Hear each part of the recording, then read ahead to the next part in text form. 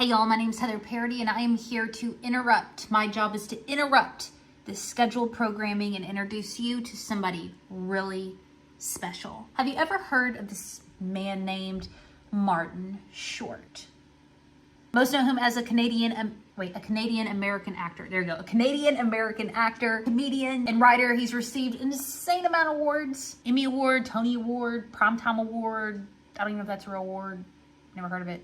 Oh, Primetime Emmy Award, sorry. He's literally a legend. You know who else is a legend? Another man named Martin Short, who was contracted through the government to share entrepreneurial information to the public. That's right, my friends. This is the Martin Short. Y'all, I'm excited. We have Martin Short with us today. Everybody give a round of applause. Martin, thank you so much for joining us. Hey, it's my pleasure to be here. Thanks for having me, Heather. Now, you're a pro. You told me this wasn't your first interview today. You had an interview just this afternoon. Are you famous or something? What's going on? No, not famous. It was just my 9 to 5. Your 9 to 5 Work, gives you interviews? What? work. Yeah. So, as being a public information officer, part of the job is to do radio, TV interviews to get the word out about program services. I'm not new to this. I actually enjoy it until I get too many of them. Wait a minute here. I'm a little bit too busy right now. Okay, I got to sit with that in just a second, but tell me a little bit more about your work. You said a public what? Officer. Information. Okay, tell me, what does that mean? Public. So what that means is it's my job to distribute information to the public, to interact and engage with with media outlets. If someone calls and wants to ask us some questions, do an interview, live interview, or record it, I'll either do it or I'll put someone in leadership on that. So any information, it can be like what's going on with AI or what? Business related information, small Business related. Yes, Okay. information for entrepreneurs. Interesting. So give me an example, like a piece of information that y'all share out to the public with the business. So let's just say we're having a program, and it's a program that can benefit entrepreneurs and small business owners, and it's just been newly put in place. And so I very well could connect with the media and go out to promote it through doing interviews. That's so cool. Y'all hear this? The perfect person. He's a professional interviewer. I'm so glad that I'm glad you do what you do in life, because here's my first question I actually have for you.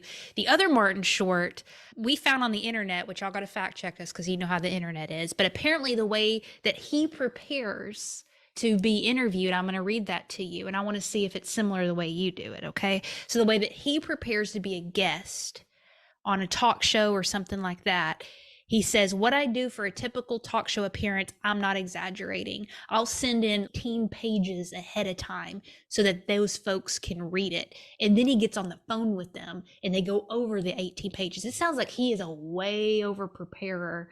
Are you similar when somebody says they want to interview you? Do you go crazy preparing or do you just show up and wing it? I don't do 18 pages. There's no way. I will do talking points, right? And Okay. that's like maybe a half a page, just depending on the length of the interview.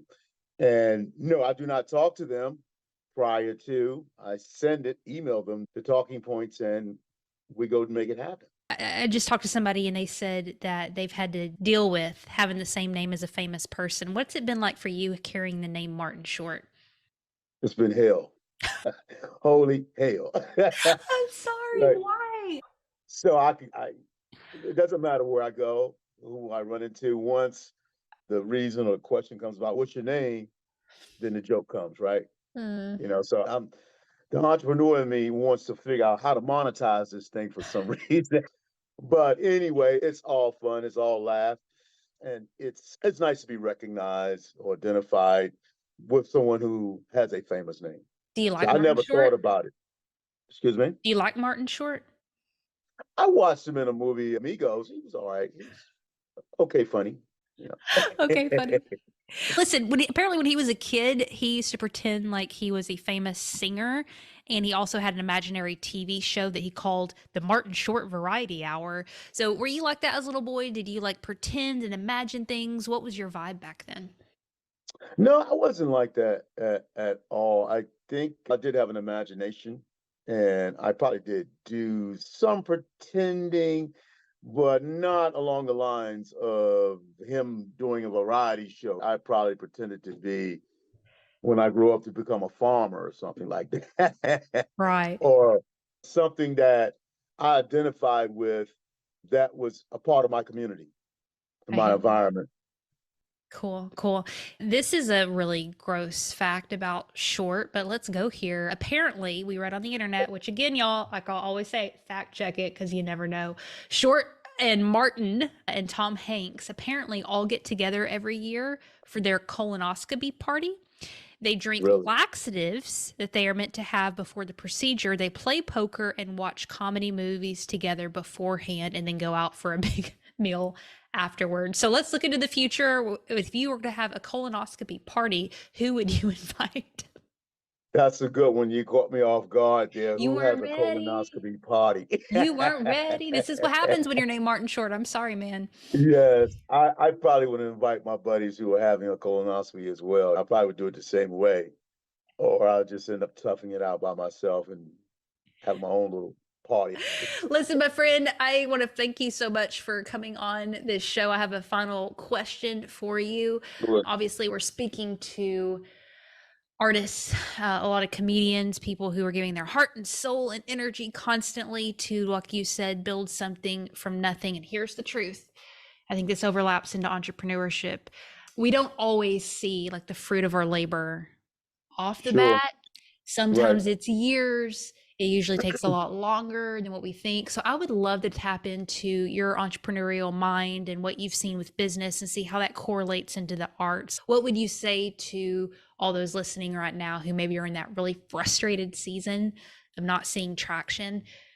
What's your wisdom there? My wisdom there is, hopefully you're passionate, because you're going to need that fuel to constantly keep you going. There's a thing we call stick to itness, and that means stay in the course.